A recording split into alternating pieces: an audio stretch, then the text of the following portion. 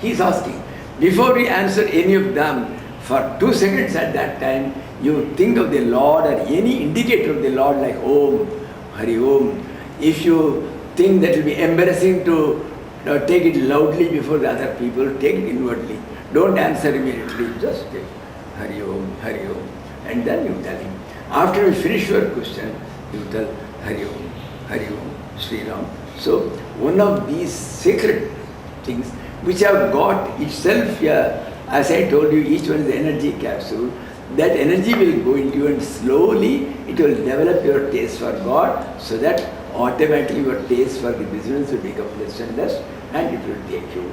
Then, apart from these questions, every day, and especially being a Jalaman, there is a firm and all that, you will get 1,000 calls a day. So, the fellow calls, the network is not clear. Hello. Early morning you are thinking of hell. Hello, you are calling, oh hell. So instead, you can say Hari Om, think it said. That's all. Hanji, Hari Om. Hanji, Hari Om. So twice you take. At the end of your call, you take Hari Om inside twice. Or say Narayan, or you say Sri Ram, you take Jesus. Like that. So whatever be the name you like, you pronounce it twice. So the entire day is filled up with the names of the Lord, which will do its own work.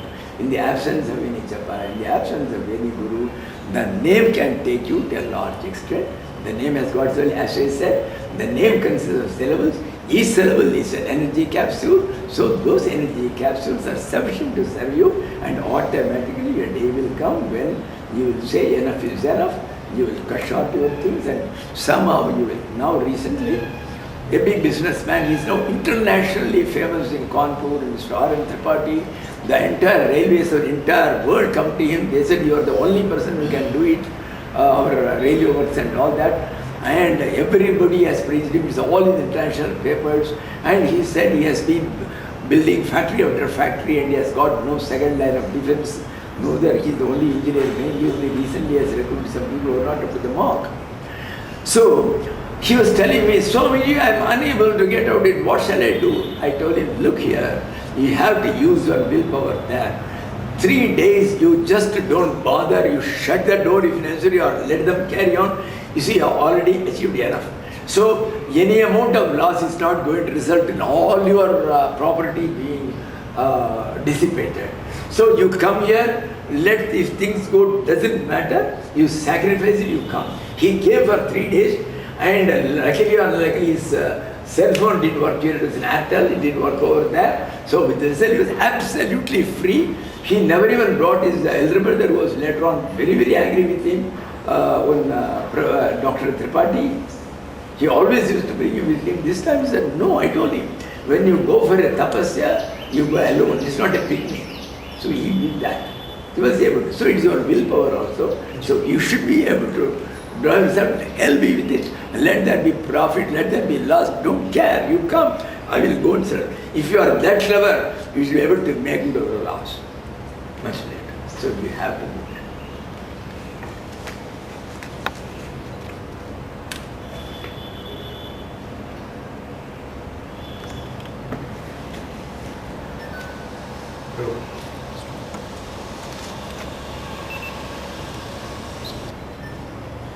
Swamiji, what sadhana would you suggest to school and college going students who don't know anything about it? See, unfortunately the present system was not actually highly conducive to these things.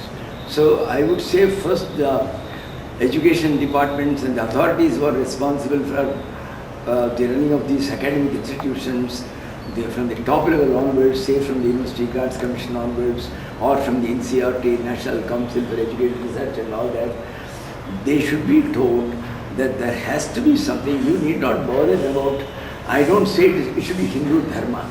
At least to have that what you call as value education. Tell them about the values, the moral values. And when once you begin to have the Dharma, then automatically the Lord Himself is in the form of the moral laws. He is always there. So as such, ultimately we will reach that stage. So there has to be a value education.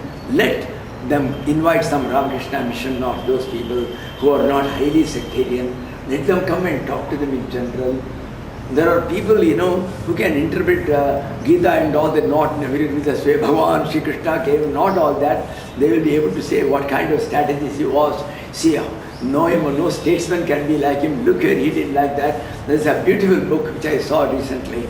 The name of the book is The Difficulty in Being Good. It is written by one Guru Charan Das. He was a top chief in that, what is called, I think, Brocol and Granville or some such thing, who are doing all these beautifying things that were the top in the market. He was the chief of them. He studied Mahabharata in such a way, it is beautifully written. Everywhere he is giving the modern examples of how Moses deals with it, how Duryodhana dealt with it, and how Ambani brothers were having envy against each other, how Duryodhana and Pandavas. See, it's written in a very beautiful way and has given the entire history of all these things. He has gone deep into it and all that. So such a thing you cannot say it is religious in any way. So that will give them an idea to go deep into things, and certain values have been stressed. So they can themselves think, so which value is greater. So such things should be done. So we should get such people to come and talk to them from time to time. There are one or two ashrams which have started. They go there. They say, yes, you can talk about value education to teachers after 6 o'clock.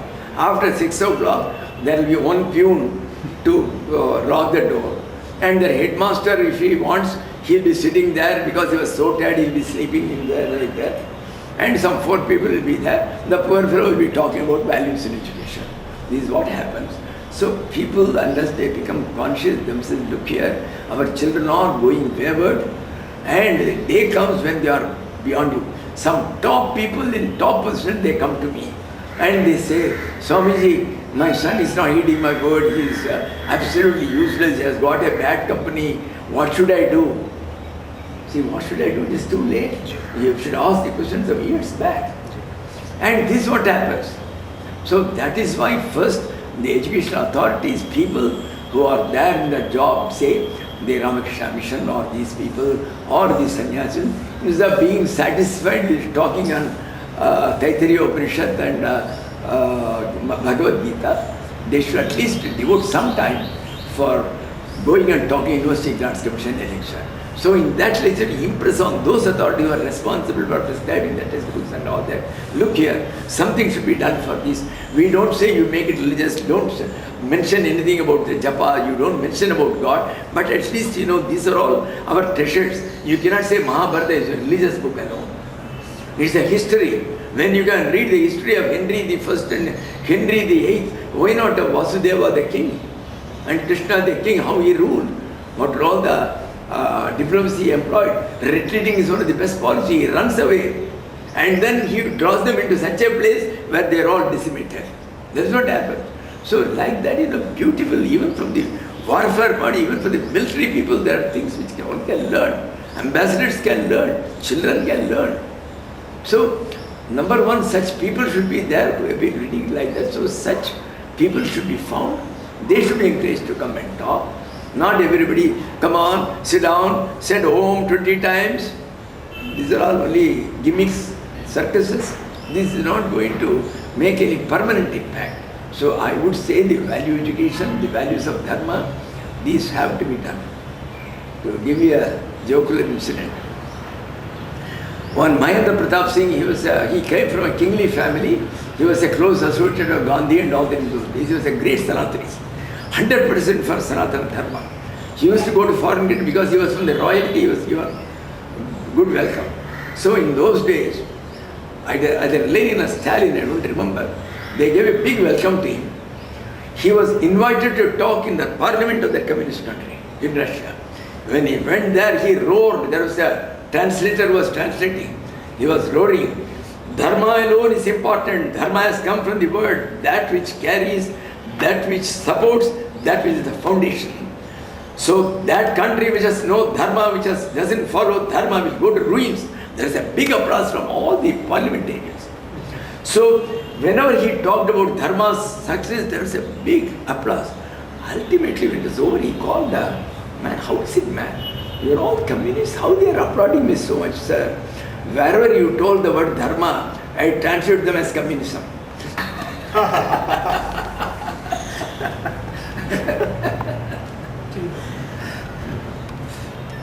To women, especially those who are housewives. Now you already categorized them. The women are normally either simply housewives, or they may be business entrepreneurs, or they may be working in offices like all others. So in those cases, I have already told how those people are engaged in business and all that. They should make the 24 words by any question when they are answering, they should think of the Lord.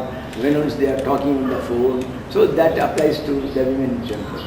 But as for the housewives, they are in a better position to do much better sadhana. Number one, what they can do is, because normally we are believers in that supreme force, that is Lord. There are very few people who deny the Lord. So and everybody in India especially, especially the women, they love either Krishna or Ram, especially God in form is more favorite with them. So when they are cooking, let them put one of the photos there. So they prepare, say, tea for themselves 7 times in a day. Every time they prepare, let them offer it. Lord, I am going to drink it, so I am offering it to you. So please bless it, and then you take it as a prasad. So you start such things. Then secondly, what you can do during the daytime, some of their houses are maybe they're all wasting their times, either by seeing the network or by TVs and all that. You call them. Don't call them only 7 days. Call them for 2 days in a week. Then make it at least 3 days in a week. Don't discuss, don't try to do any commentaries, nothing at all. Simply read out some nice books of stories relating to great Mahatmas, their biographies, their autobiographies. Daily you read for about 45 minutes or half an hour. Don't make it a big party when they are there. One day you prepare bada and give them all, another day you give them all dosha, another day you will have this session in my house. I am going to do halwa for all. See, I have seen all these things. That's why I am telling you. Don't have it. Strictly, it will be only a reading session where everybody will take their cup of water and go. Don't offer nothing. Don't offer even tea. Offer them nothing at all. So that should be the way. Don't try to comment and give your own lectures and all that. Simply read out such stories. Then you go to conversation.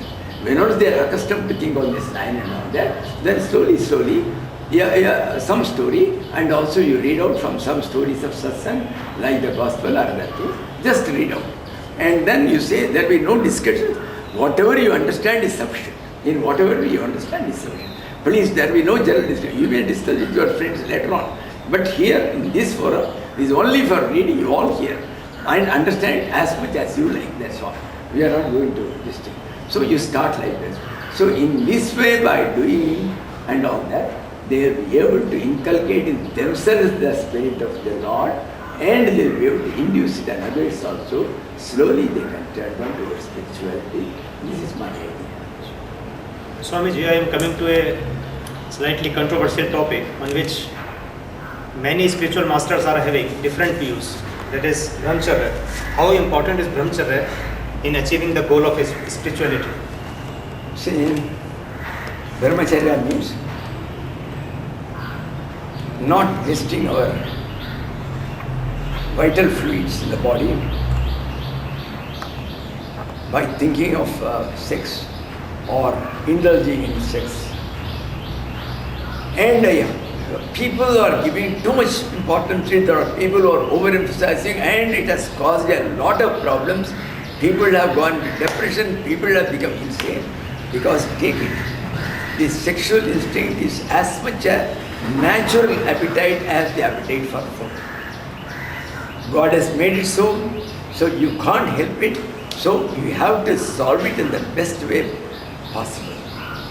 So, number one, the Brahmacharya, what we think, see, we people, we are always moralists when others are concerned, but we forget all our dharma and moral when we are concerned.